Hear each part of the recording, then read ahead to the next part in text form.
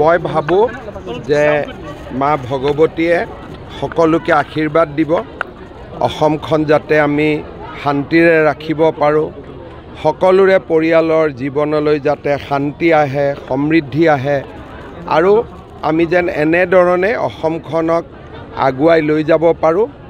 এটা হতাশাৰ সময়, দুখৰ সময়, তাৰ মাজতো আমি যাতে সমাজখন সমন্বয়ৰ মাজেৰে আগুৱাই লৈ যাব পাৰোঁ, তাৰ বাবে মা ভগৱতীৰ ওচৰত প্ৰাৰ্থনা জনাইছোঁ।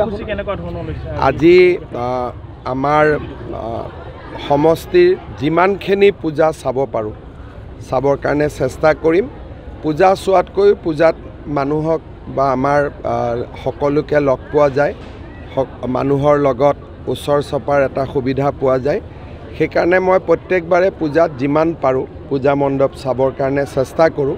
আজিও কিমানখিনি হয়, ৰাতি 10টা 11টা বজালৈকে যিমান হয় সিমানখিনি। ছাৰ, কালি খেল আছে, খেলৰ